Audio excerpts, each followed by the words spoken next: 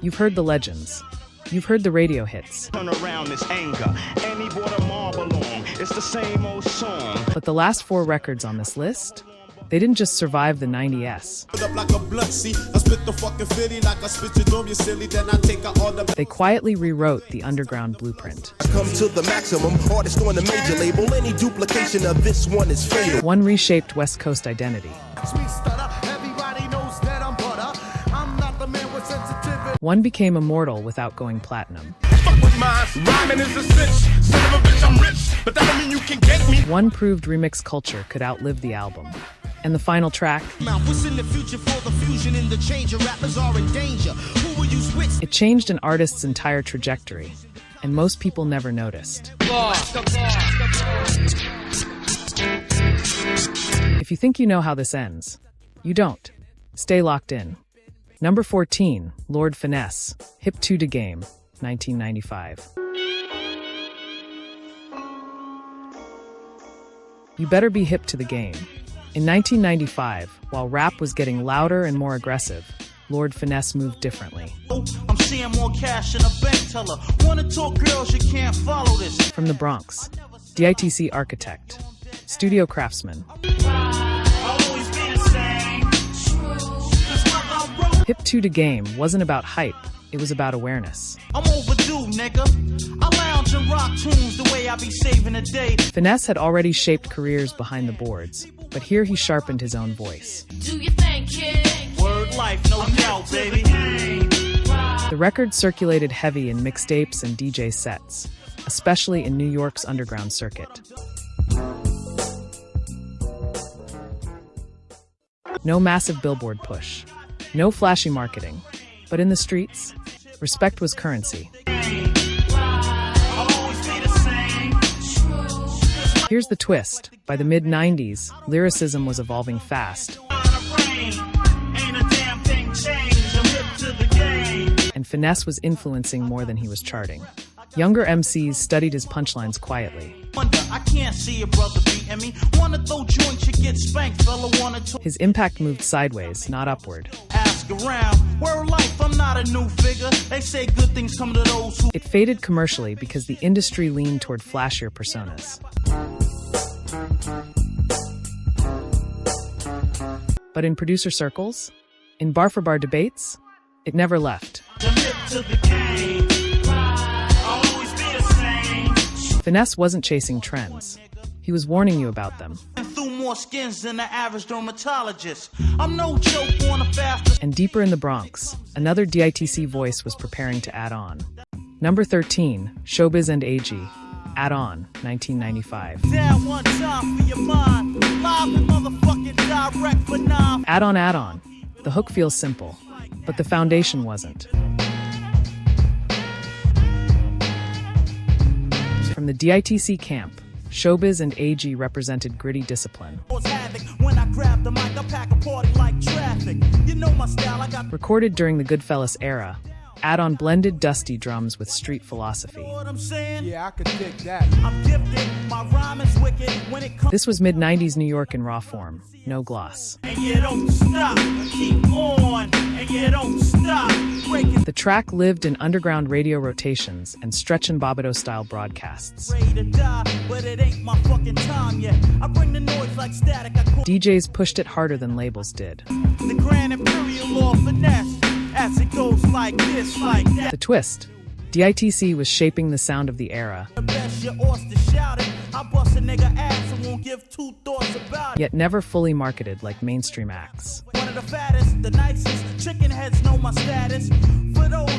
They built legends without corporate backing. As shiny suit rap began creeping in by the late 90s, this stripped-down aesthetic felt too real for commercial radio. But its afterlife, producers studied Showbiz's drum patterns for decades.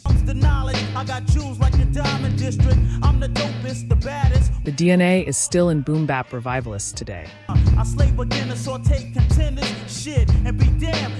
And while DITC built foundations, one of its sharpest swords was about to speak.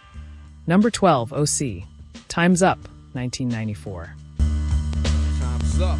You lack the minerals and vitamins. Irons in the Released in 1994 on Word Life, OC's Time's Up was a warning shot. limbs and some will be maimed. The same suckers with the gab about killer instincts return. Queens-born, Brooklyn-affiliated, and fully embedded in DITC. OC delivered sharp clarity over Buckwild's hypnotic beat. Behind it, I find it ironic. So I researched and analyzed. Most right about It wasn't a chart topper, but it was a statement record, what's the face told me you shot this kid last week in the park. That's a lie. You was in church with your mom. calling out fake industry moves at a time when rap was shifting toward commercial visibility. Non-exceptional. Everybody's either crime related or sexual. I'm here The twist: it became more relevant as years passed. to be a remainder. When the missile is aimed to blow you out of the frame, some will keep their The very commercialization he critiqued became dominant. tongues about what you did, but you never done it. Admit it, you bit it, cause the next man can't plot It faded from mainstream attention because it refused to compromise. the music. Instead of putting brain cells to work, they abuse it.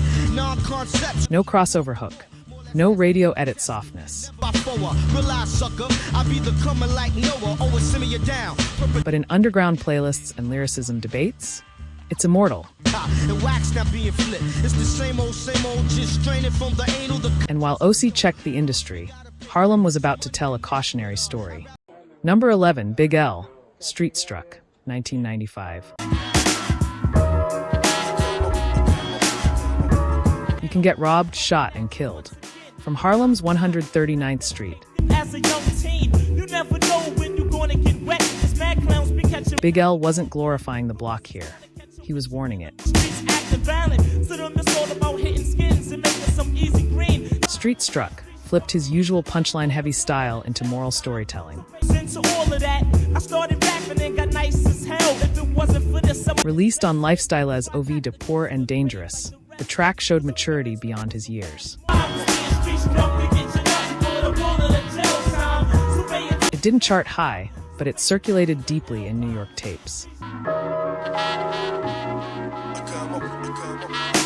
The twist: many overlooked this record because they expected braggadocio. In other words, they got talent, but they rather sell cracks and bust cats and run. But this was Big L's reflective side.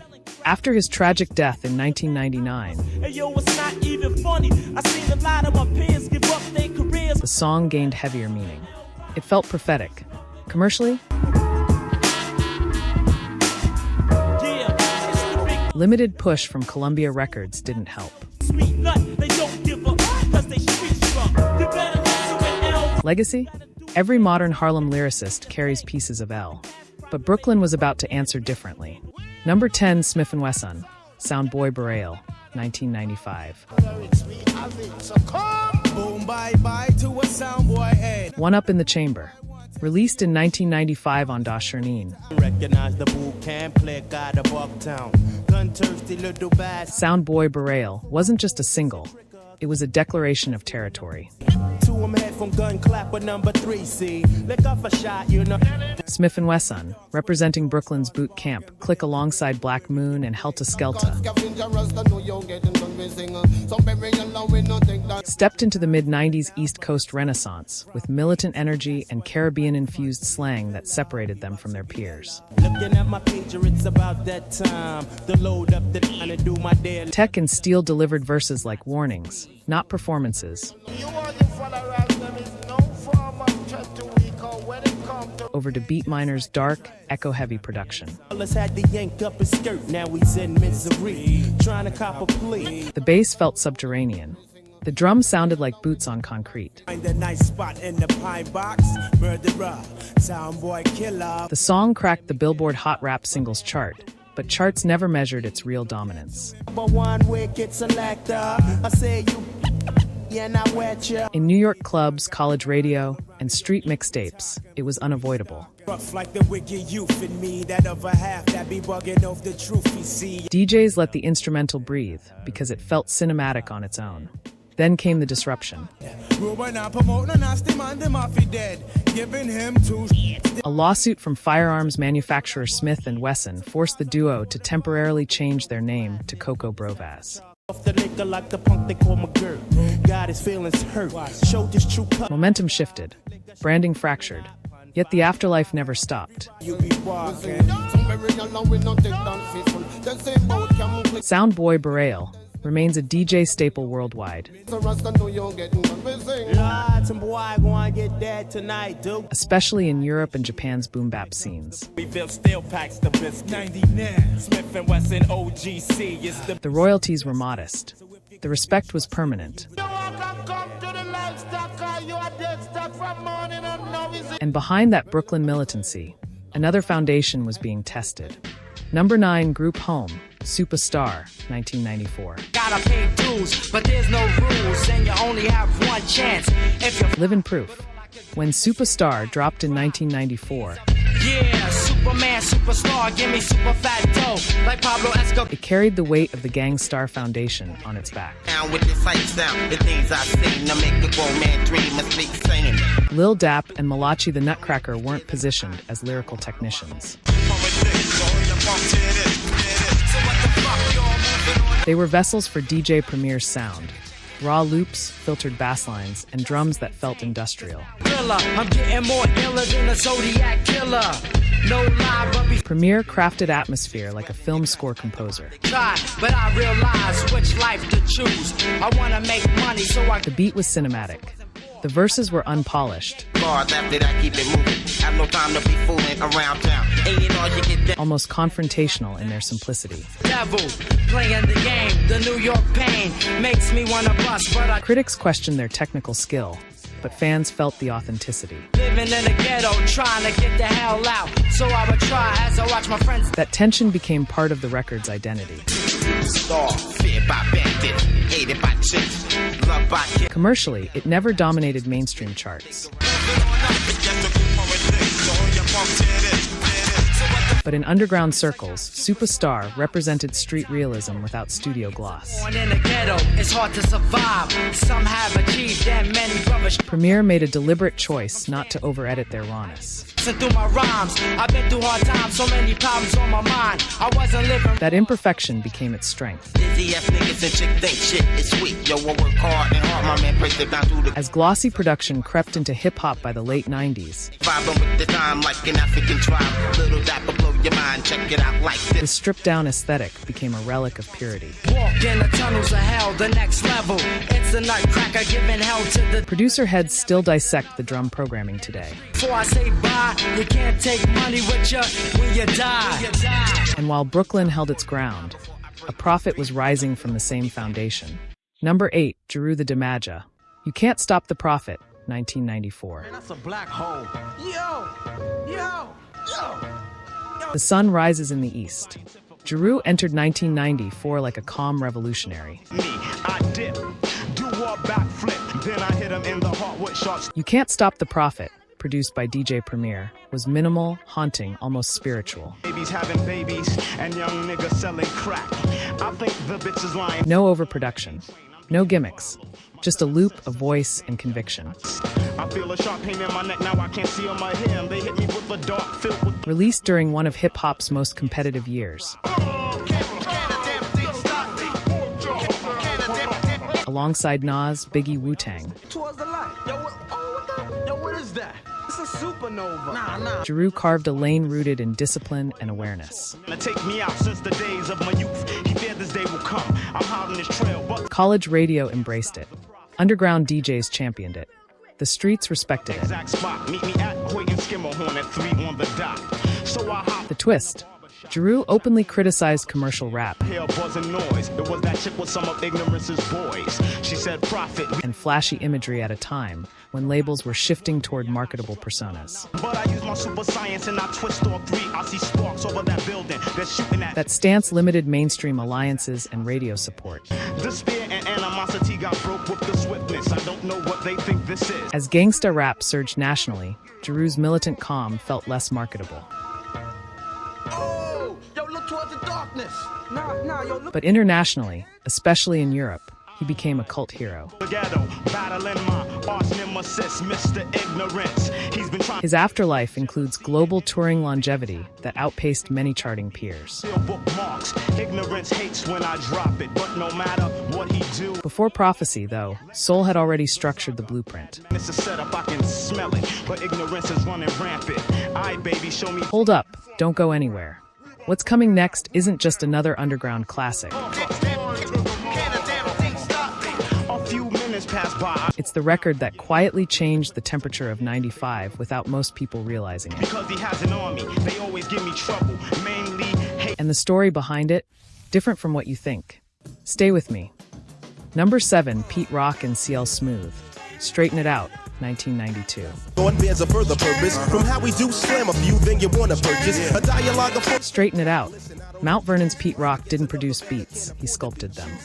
Cause if they got mine, they got yours too. But together, here's what we gotta do. Straighten It Out, from 1992's Mecca and the Soul Brother. Time we sample all the pastime greats. Stick it in the SP 1200 beat to make a Layered warm jazz samples with crisp drums that felt both nostalgic and forward-thinking. See you get the hell out of here like a bootleg. You're over for the year. You only get the credit. CL Smooth delivered verses conversationally, not aggressively. Like the strands of limbs, roll them thick and that's said. Here to go to the head and count the locks on it. The chemistry was organic.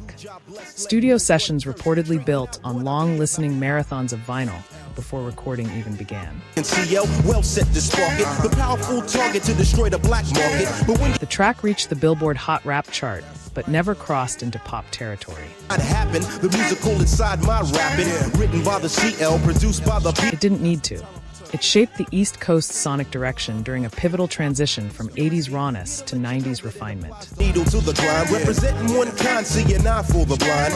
Witness what I carry. The twist, Pete Rock's influence as a producer would grow exponentially. The funk legacy I pass on, clearancy for high rates. Every Sometimes overshadowing the duo's commercial visibility.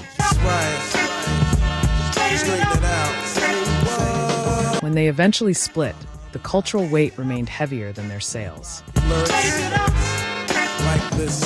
walk a fine chalk line and put the And as Smooth Reflection faded, Bronx hunger took center stage. Number 6, Fat Joe, Flo Joe, 1993. Flo Joe. In 1993, Fat Joe burst onto the Billboard Hot Rap Singles chart, peaking at number 1 with his debut single. Everybody knows Fat Joe's in town. Enough respect. Flo Joe announced a Bronx heavyweight with unfiltered aggression and confidence. Always on my own, never sweating nobody. Warm up a crowd like Produced during the Diggin' in the Crates movement's ascension, down. See, the name is Fat Joe, and I'm here to represent. You know, the track blended street bravado with polished structure. Joe's size and presence became part of his image, intimidating but charismatic. with the hands, I take it to the guns. You know, I can flow. The twist, despite chart success, Funky style from New York to Piscataway.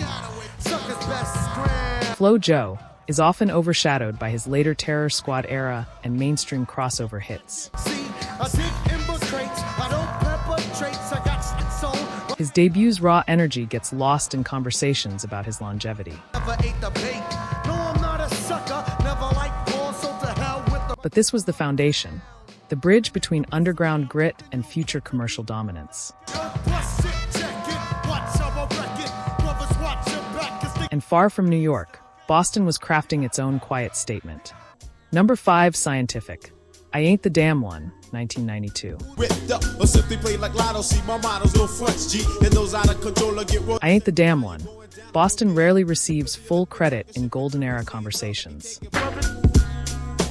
I ain't the damn one. I am not the one I got more. Scientific changed that narrative quietly. Get off if you was on a phone sex line. Don't disrespect mine. Check out the next one. I Ain't the Damn One delivered crisp rhyme patterns over sharp production that rivaled East Coast heavyweights. The one I got more game than Parker Brothers. I ain't the damn one. Independent distribution limited its national visibility, Except you cannot rap, you need some lessons. Come off it back and couldn't rap with some Christmas presents. Yeah, but underground circuits kept it circulating. and everything was right, rewind and spell it back. So who you telling, black? I'm the one you're telling. DJs in the Northeast championed it relentlessly. The twist is tragic. If you attempted just a scientist, you were sitting duck. And if you're next to the mic, get out of there for you. Scientific's untimely death in 1998 halted what many believed was an ascending career. You better learn that niggas bro when I get ill shit. I make a nigga look like Fire Marshal Bill. His limited discography became collector's gold. If I was a building, you be up on the wrong floor. You get the picture, hoping he Commercially underexposed, culturally respected. understands some, but so the other man because yo, I ain't the damn one. Influence moved through word of mouth, not marketing budgets. I ain't the damn one. I am not the one. I got more game than Parker. And while Boston fought for recognition, the West Coast prepared a crossover moment. Number 4, Volume 10, Pistol Grip Pump, 1994.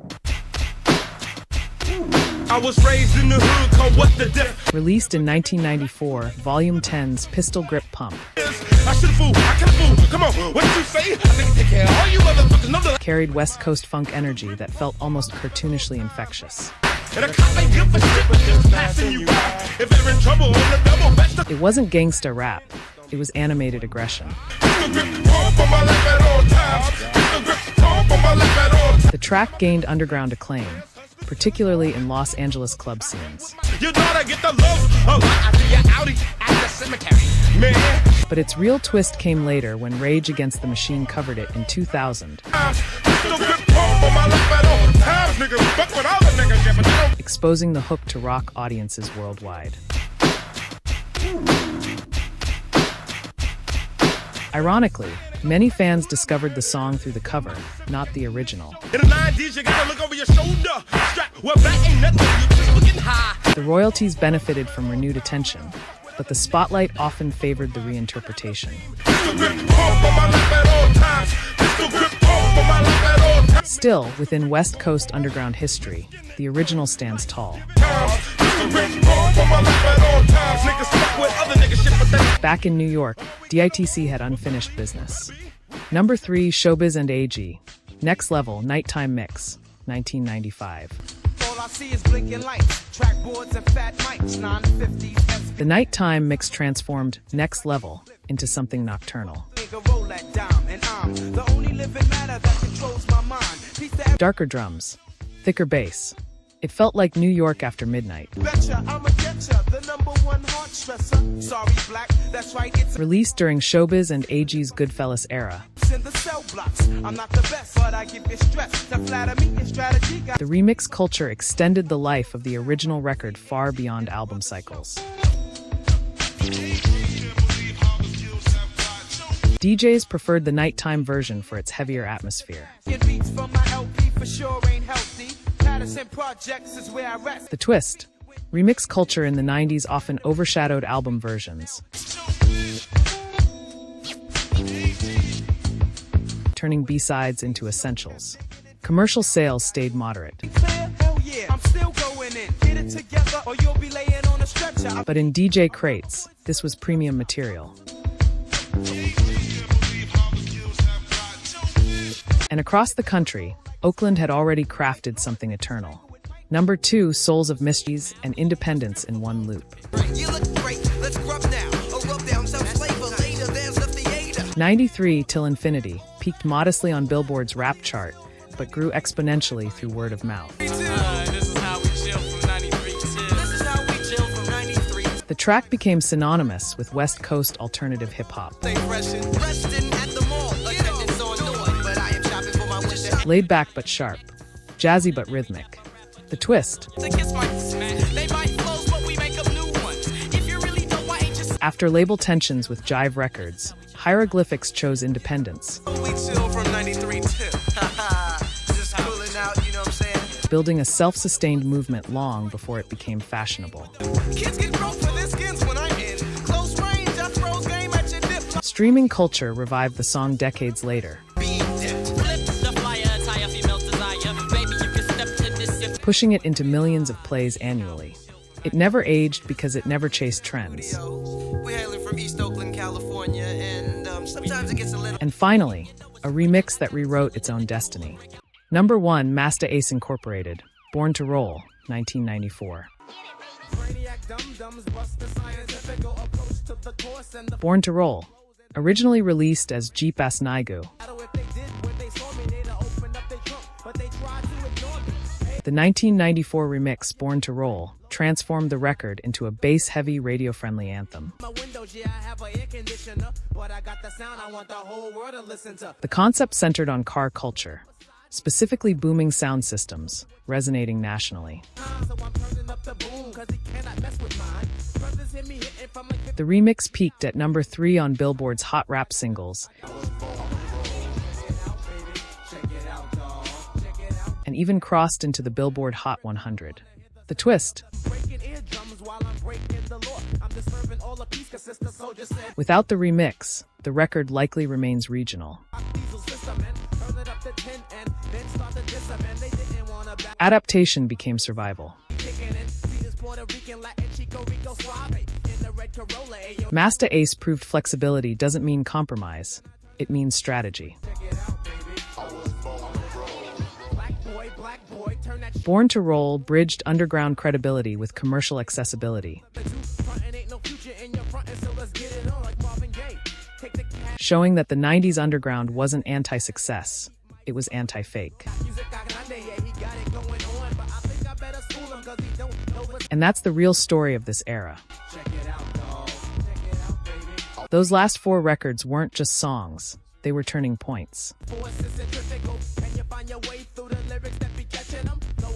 Which one hit you the hardest? Drop it in the comments. And remember, this is Rewind Sonic, where hip-hop history never fades.